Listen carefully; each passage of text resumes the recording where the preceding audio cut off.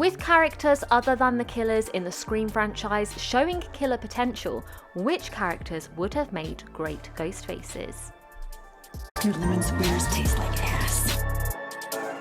Welcome to another Ice Cream Sunday where I talk about my favourite franchise, Scream. My name is Em, aka Horror, and in today's video I will be presenting one character from each movie who would have made a great Ghostface.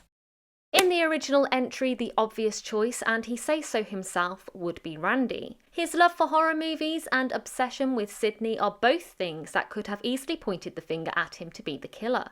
His knowledge inside and out of the rules shows that he has a well thought out process, which is something the killer would need to accomplish his main goal. He has a lovable character and personality, which would be a great disguise for any killer who does not want to be caught.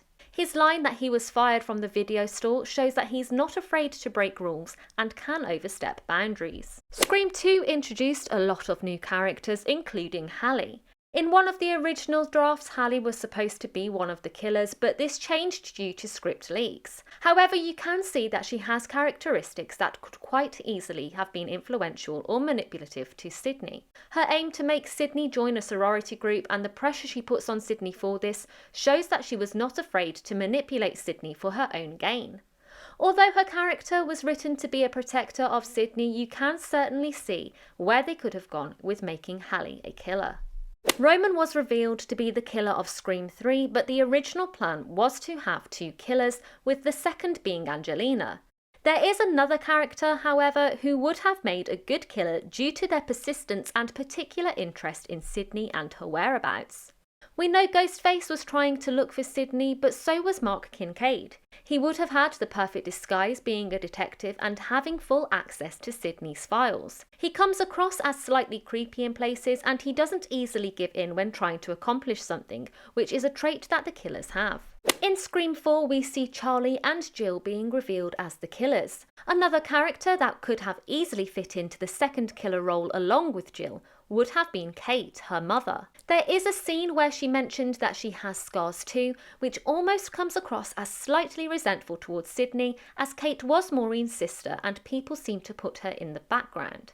I think a mother and daughter duo would have been a great way to go with this particular entry. We could have seen Jill betray her mother still by wanting to be the sole survivor. I think the effects that this would have had on the audience and Sydney would have been far greater than what we had with Charlie. When Scream returned for Scream 5, the killers ended up being Richie and Amber, but they could have had somebody else working alongside with them.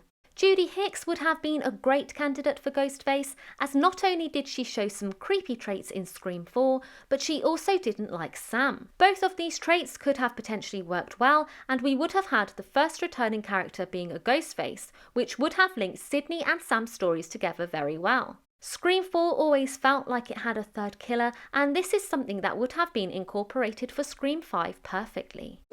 In the most recent instalment, Scream 6, the killers felt slightly off, and I think Mindy would have been placed well as a killer.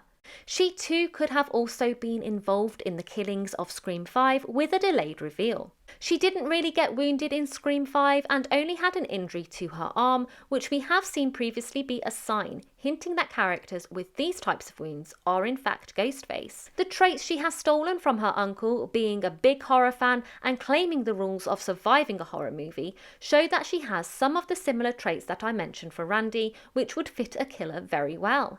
Her reveal would have had more of an impact on the characters involved and would have been something that we'd not seen before. There are numerous other characters throughout the franchise who do also show traits that would have been incorporated well for a Ghostface killer. The 6 characters that I have chosen are because they are the ones that stand out to me the most when it comes to this topic. However, I would like to look into this a little bit further, as I do find it really interesting to delve deeper into the characteristics that we see. With the 7th instalment coming up, I am very excited to see who the killer will be and if they will bring something new to the franchise that we haven't seen before, such as a returning character wearing the Ghostface mask. So as always, what do you guys think? Are there any characters that you think would have made great Ghostface killers? Let me know down in the comments section. If you have enjoyed this video, please like, subscribe and put on the notifications button, as I will be uploading more content like this. Thank you so much for watching. You can check out my other content here. With that being said, I will see you in the next video.